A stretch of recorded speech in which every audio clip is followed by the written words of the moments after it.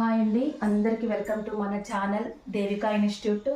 ఈరోజు మనము కోఆర్డినేట్ జామెట్రీలో ఈ పార్ట్ అయితే అయిపోయినట్టేనండి. మొత్తం ఆల్మోస్ట్ ఆ టాపిక్లో నుంచి వచ్చి ఏమైతే వస్తాయో అవన్నీ నేను షార్ట్ ట్రిక్స్లో చేశాను. సెకండ్స్లో అయిపోయే విధంగా, యాక్చువల్గా ఫార్ములా లేకుండా మైండ్తోనే క్యాలిక్యులేట్ చేసే విధంగా పెట్టానండి.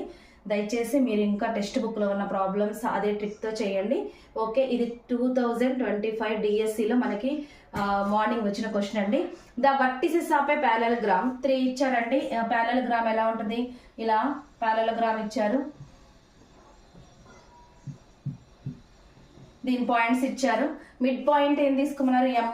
ఎం అని మిడ్ పాయింట్ తీసుకొని ఈ రెండింటికి మిడ్ పాయింట్ ఎం తీసుకొని తర్వాత దీని ఎం అంటే ఆర్ఎంఎస్ మీద మనకి ఏం కనుక్కోమన్నారంటే ఏరియా ఫైండ్ అవుట్ చేయమన్నారు.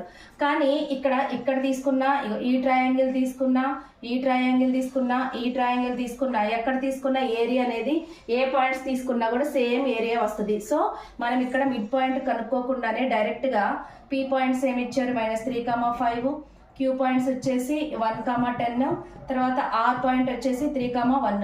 ఇందులో ఏదో ఒకటి 0 తీసుకున్నాం అనుకో, పెద్ద ఫార్ములా వేయకుండా ఈజీగా ఉంటుంది. దీన్ని 0 చేయాలంటే +3 యాడ్ చేయాలి, దీన్ని 0 అంటే -5 యాడ్ చేయాలి. ఇప్పుడు ఈ రెండుని ఈ పాయింట్కి యాడ్ చేద్దామండి. క్యూ పాయింట్ ఏమవుతుంది? 1 + 3 ఏమవుతుంది? 4 అవుతుంది. 10 - 5 5 అవుతుంది. ఆర్ పాయింట్ ఎలా అవుతుంది అంటే 3కి +3 యాడ్ చేస్తే 6 అవుతుంది. 1కి -4 అంటే 1 - 4 అంటే 4 అవుతుంది. ఇప్పుడు దీన్ని మనము ఏరియా ఆఫ్ ది ట్రయాంగిల్ కనుక్కుంటున్నాం. మనకు కావాల్సిన ఆర్ఎంఎస్. మనం ఈ 3 పాయింట్లు తీసుకున్నా అంటే ఒకే ప్యారలలోగ్రామ్ పైన ఈ ట్రయాంగిల్ ఉండటం వల్ల సేమ్ బేస్ సేమ్ హైట్ ఉంటుంది కాబట్టి ఎక్కడ తీసుకున్నా, ఏ పాయింట్స్ తీసుకున్నా సేమ్ ఏరియా వస్తుంది. కావాలని టెస్ట్ చేసుకోవచ్చు. 4 × 4 = 16, 6 × 5 = 4 × 4 = 16 అండి. 6 × 5 = 30. ఈ రెండు యాడ్ చేస్తే 46/2 అంటే 23 స్క్వేర్ యూనిట్స్. సో ఇది మైనస్ అంటే 46. సో 23 స్క్వేర్ యూనిట్స్ అవుతుందండి. చూడండి, ఇది మరొక problem. The vertices of A parallelogram PQRS 3 vertices ఇచ్చారు. అయితే ఇంకో వర్టిసెస్ ఫైండ్ కనుక్కోమన్నారు. తర్వాత ఏరియా ఆఫ్ ది ప్యారలలోగ్రామ్ తీసుకోమన్నారు. మనము దీన్ని 3, -4 ఉంది. క్యూ వచ్చేసి -1, -3, ఆర్ వచ్చేసి 6, 2. మనకు కనుక్కోవాల్సింది ఎస్ కాబట్టి ఈ 2 పాయింట్స్ని యాడ్ చేసి తీసేయండి. -6 + 3, ఇది తీసేయాలి కదా, ఆల్రెడీ మైనస్ ఉంది కాబట్టి +1. ఇది 4 మైనస్ అంటే -2. అలాగే ఈ రెండింటిని -4 + 2 ఎంత? -2 అవుతుంది. తర్వాత ఆల్రెడీ ఇది యాడ్ చేయమన్నా కూడా దీనికి మైనస్ ఉంది కాబట్టి +3 అవుతుంది అంటే 1. ఎస్ పాయింట్ అనేది -2, 1 అవుతుంది. అయితే ఇప్పుడు మనల్ని ఏం కనుక్కోమన్నారు? Find the area of the parallelogram కనుక్కోమన్నారు. ఏరియా ఆఫ్ ది ప్యారలలోగ్రామ్ అంటే area of the triangle PQR = ½ into area of the parallelogram. దీనికి 4 పాయింట్స్ వేసి ఆ ఏరియా ట్రయాంగిల్ చేయాలి, లేదంటే షూలేస్ మెథడ్తో చేసుకోవచ్చు. అసలు అవేమి లేకుండా ఈ 3 పాయింట్స్ వేసి దీన్ని ఇంటూ చేసేస్తే మనకి ఇట్లా 2 into area of the triangle చేసేసిన అనుకో, direct area of the parallelogram వస్తుంది. ఎందుకంటే ఏరియా ఆఫ్ ది ట్రయాంగిల్లో సగం ఉంటుంది అనమాట area of the parallelogram. So ఇది కూడా బిట్ పేపర్లో అడుగుతారండి. చూడండి, ఇప్పుడు మనకి ఏరియా ఆఫ్ ది PQR కనుక్కుందాం. ఏరియా ఎంత? 3, -4. దీన్ని 0 చేస్తే ఇది -3, ఇది +4 అవుతుంది. క్యూ పాయింట్స్ వచ్చేసి -1, -3. అలాగే క్యూ పాయింట్ ఎంత? -1. -1కి దీన్ని యాడ్ చేద్దాం. -1, -3.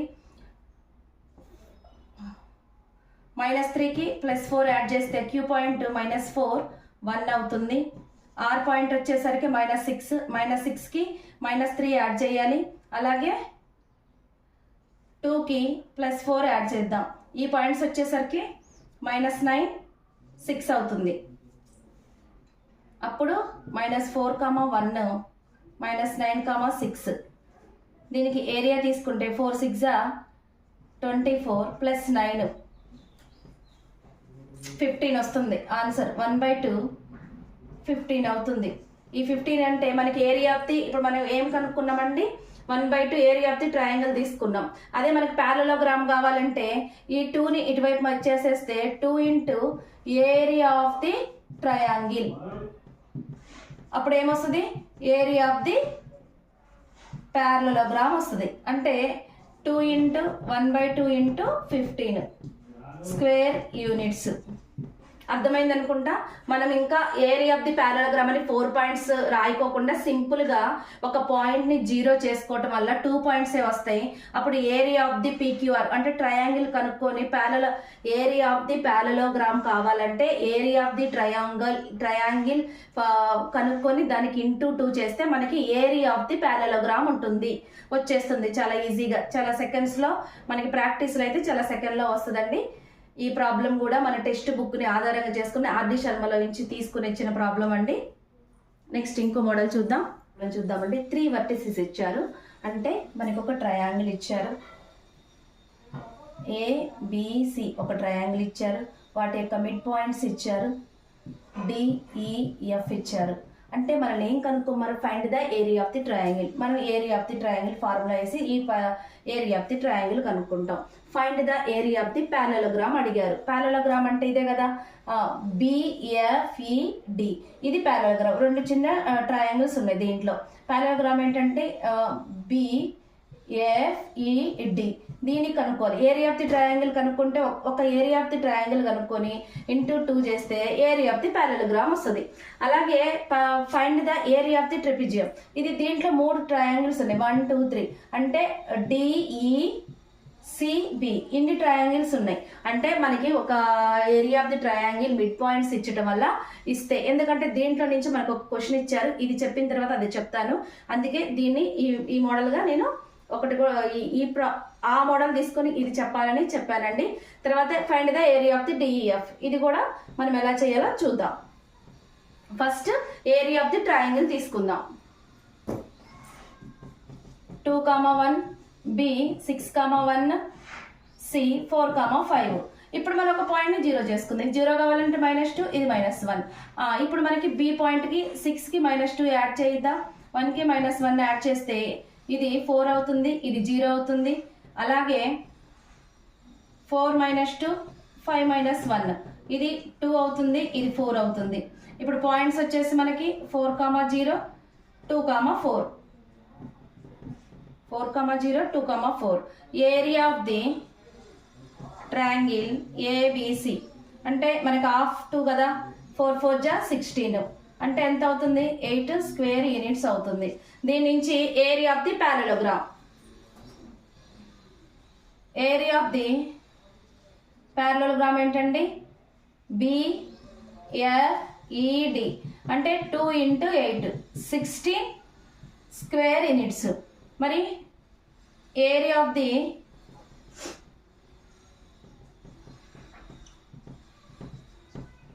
ట్రెపిజియం 3/4 × 3 అంటే 4 ట్రయాంగిల్లో 1 2 3 కదా, 3/4 ఏరియా ఆఫ్ ది ట్రయాంగిల్ కదా, అప్పుడు 3/4 × 8 ఎంతండి, 6 4 2 జా 6 స్క్వేర్ యూనిట్స్. అలాగే ఇప్పుడు మళ్ళీ ఇంకా find the area of the DEF. Area of the DEF is equal to 1/4 area of కదా, అప్పుడు 1/4 × 8 అంటే 2 స్క్వేర్ యూనిట్స్ అన్నమాట. ఇలా ఇస్తున్నారు. సో దీని ప్రకారం మనకి ఫైండ్ ద ఫస్ట్ పెద్ద ట్రయాంగిల్ తీసుకుందాం. ఏరియా ఆఫ్ ది అందులో 3 పాయింట్స్ ఇస్తే ఒక పాయింట్ని 0 చేసుకుంటే చిన్నగా శాంపుల్గా అయిపోతుంది. తర్వాత ఈ ట్రయాంగిల్లో ప్యారలలోగ్రామ్ అడిగితే 1/2 ప్యారలలోగ్రామ్ అంటే 2 × ఏరియా ఆఫ్ ది ట్రయాంగిల్ వస్తే ఏరియా ఆఫ్ ది ప్యారలలోగ్రామ్ వస్తుంది. అలాగే find the area of the trapezium అంటే 3/4 × ఏరియా ఆఫ్ ది ట్రయాంగిల్ రాస్తే మనకి అది కూడా వచ్చేస్తుంది. So find the area of the DEF అంటే 1/4 ఏరియా ఆఫ్ ది ట్రయాంగిల్ రాస్తే ఇది కూడా వస్తుంది అనమాట. సో మనకి ఇదే మోడల్లో డిఎస్సిలో ఇచ్చిన క్వశ్చన్ చూద్దాం. ఈ ప్రాబ్లం డిఎస్సిలో ఇచ్చారండి. In a triangle ABC DEF are the mid points అని ఇచ్చారు. అయితే ఏరియా ఆఫ్ ది మనకి ఇచ్చింది ఏంటంటే area of the DEF is equal to 6.25 centimetre square ఇచ్చారండి. మనం కనుక్కోమంది అంటే ఏంటిదంటే ఏరియా ఆఫ్ ది ట్రెపిజియం కనుక్కోమన్నారు. అప్పుడు మనం దీనికి డైరెక్ట్గా మనం రాయొచ్చు. ఏరియా ఆఫ్ ది డిఈఎఫ్ అంటే ఫార్ములా ఏంటిది, 1/4 ఏరియా ఆఫ్ ట్రయాంగిల్ కదా. మరి ఏరియా ఆఫ్ ది ట్రెపిజియం అంటే ఏంటిది?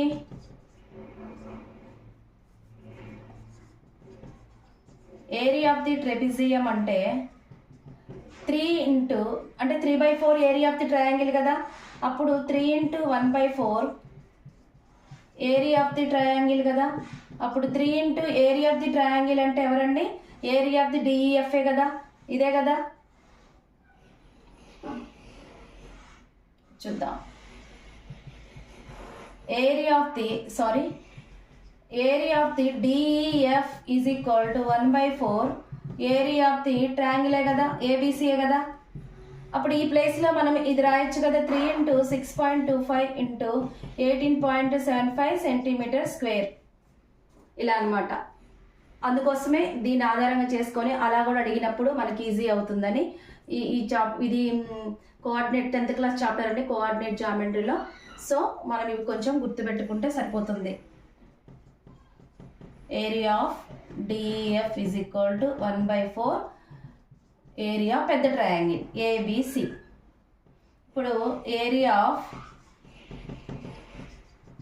ట్రెపిజియం అంటే 3/4 ఏరియా ఆఫ్ ట్రయాంగిల్ ఏబిసి. ఇది చిన్న ట్రయాంగిల్, ఇది పెద్ద ట్రయాంగిల్ అనమాట. 4 పార్ట్స్ ఉంటుంది, 1/4. ఈ 1/4 అంటే ఏరియా ఆఫ్ ది డిఈఎఫ్ఏ కదా. అంటే డైరెక్ట్గా 3 ఇంటూ మనకి ఇచ్చిన వాల్యూ రాస్తే ఇది వచ్చేస్తుంది అనమాట. ఓకే, ఇలా ఇచ్చినప్పుడు the area of trapezium is 24 centimetres. అంటే ఏరియా ఇచ్చారు, ఏరియా ఇచ్చేసి 24 centimetres. The distance of parallel side is 4 centimetres. ఒక సైడ్ 4 సెంటీమీటర్స్ అని ఇచ్చారు. The one of the parallel side is 7 centimetres. The other parallel side is ఎంత అని అడిగారు. So దీన్ని కనుక్కోవడానికి మనకి ఇదంతా ఫార్ములా వేసి అవసరం లేదండి. దీన్ని ఒక ఏరియాని ఒక సైడ్తో డివిజన్ చేయండి, ఎంత వస్తుంది? 6 వస్తుంది. దీన్ని డబల్ చేయండి, 12 వస్తుంది.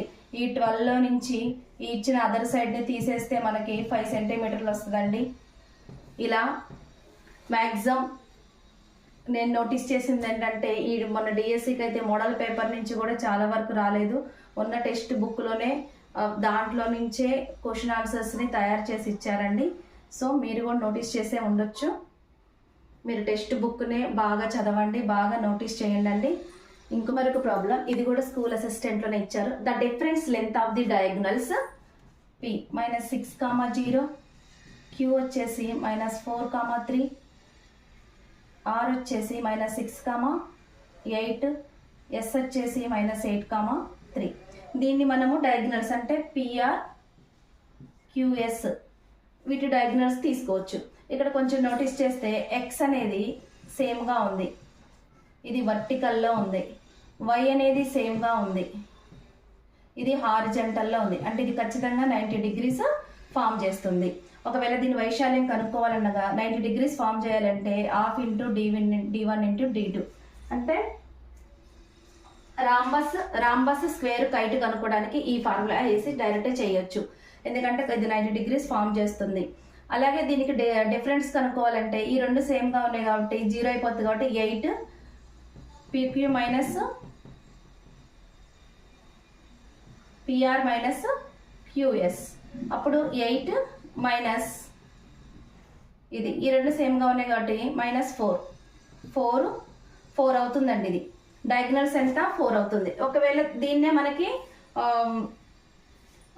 దీన్ని కనుక వైశాల్యం కూడా కనుక్కోమన్నారు అనుకోండి, 2 ఇంటూ ఒకటి 8 ఇంకోటి 4 16 అవుతుంది. ఇలా 90 degrees ఖచ్చితంగా ఫామ్ అయితే ఎందుకంటే ఎక్స్ సేమ్ ఉండాలి, అది వర్టికల్గా ఉంది. వై సేమ్ ఉంది, అది హారిజంటల్గా ఖచ్చితంగా 90 degrees ఫామ్ చేస్తుంది. ఒకవేళ ఈ పాయింట్స్ కూడా మనకి ఏమైనా కనుక్కోమన్నారు అనుకోండి, అంటే ఇది ప్యారలోగ్రామ్ చెందిందని ఇది ఏ టైప్ ఫామ్లో ఏర్పడుతుంది డయాగ్రామ్ అని అంటే వీటి మిడ్ పాయింట్ తీసుకోండి. వీటి మిడ్ పాయింట్స్ సేమ్గా వచ్చింది అనుకోండి, PQ మిడ్ పాయింట్ తీసుకుంటే -4 -6/2 3 + 0.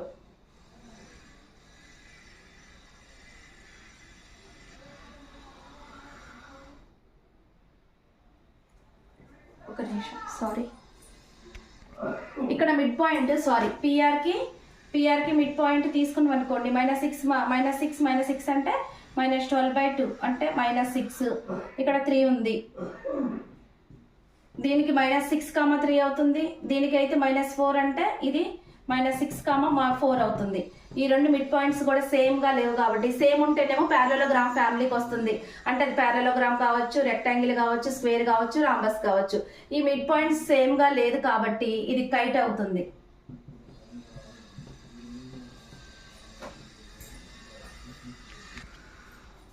మరొక ప్రాబ్లం చూద్దామండి.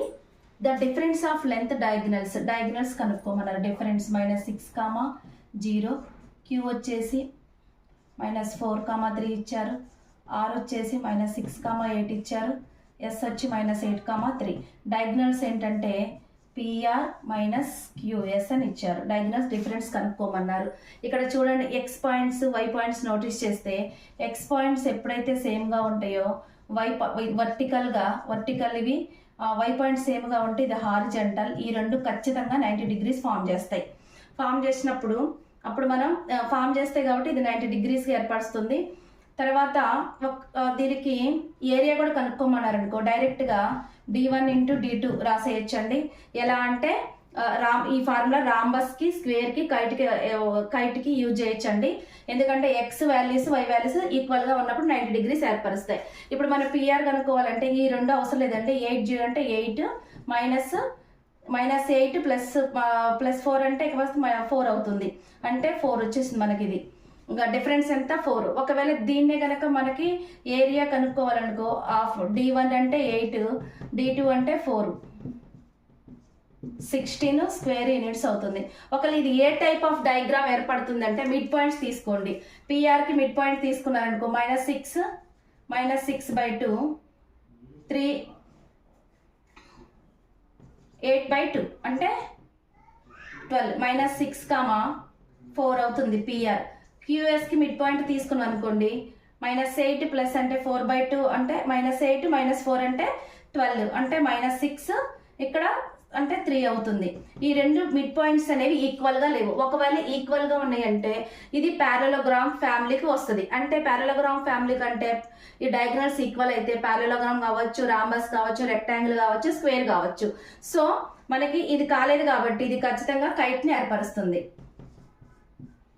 మనకి అంతవరకు ఇచ్చారు ప్రాబ్లం. ఒకవేళ ఇలా కూడా అడిగితే మనకి ఇది ఎట్లా అడిగినా కూడా ఈజీగా చేయొచ్చని చెప్పడానికి చెప్పాను.